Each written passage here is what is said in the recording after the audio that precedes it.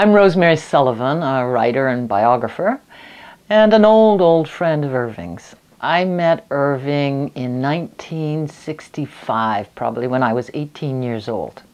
My boyfriend at the time, Doug Beardsley, was auditing a course that Irving was giving at Sir George Williams University. Meanwhile, I was up at the academic encampment of McGill University, so I would come down to Sir George for these classes.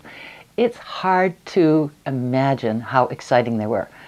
I'm not sure I've had that experience in a classroom before. I certainly hadn't had it before, but whether since. Irving supposedly was talking about poetry, but his passion was film. He would go bananas. Fellini's latest film, Antonioni's latest film. And he would explain what the films were really about. And then eventually you'd always find the film was about the poetry and the poetic process. He believed that film was the most exciting new medium of the 20th century. Remember, we're talking 1964.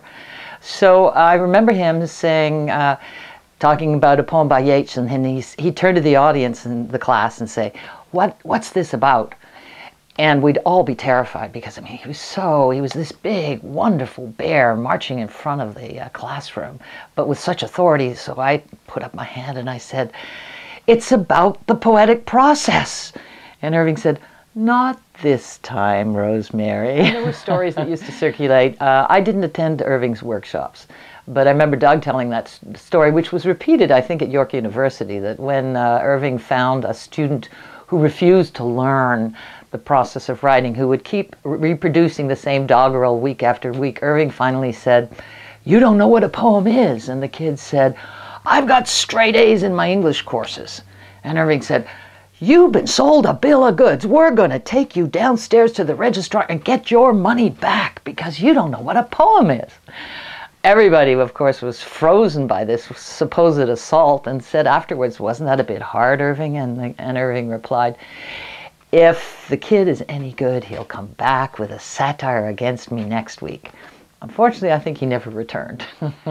Gwendolyn McEwen was a remarkable autodidact, a young poet who quit school at the age of 17 and taught herself Hebrew to read the Bible and so on, and she sought out Irving. And the letters that Irving used to send her and the correspondence which she sent back just shows the level of commitment of Irving to poetry. She would write him and say, "Irving, I don't need to know how to write a poem. I need to know how to stop this invasive vision. How do you find the balance?" And he described to her the intensity of his own experience. That correspondence was beautiful. The last anecdote I remember was I was teaching a course in contemporary Canadian poetry at Erindale College. And I had 5 students enroll, and I thought, oh, they're going to cancel the class. But they didn't. They let me run it. And one of the students was actually working as a volunteer at Rogers cable station. And we came up, as one of the projects for the students, we came up with the idea that they would each interview a poet. So I asked Irving, and Irving said, of course. So we had this little studio, Rogers studio out in the boonies, and the student would interview Irving, and then we'd have this panel with all of us asking further questions. And I remember Irving talking about how hard it was to start out as a poet in 1945. Remember, he'd done a degree in agriculture. I mean, he was a guy who was supposed to be dealing with bulls and cows and sheep, and here he was, a poet. And he said, in order to counteract this vision of anybody writing poetry in this colonial context where there were, a handful of books of poetry published each year, if that, the only way to counter it was to create this macho persona. Otherwise, you'd be considered fey and a little girly or something like that.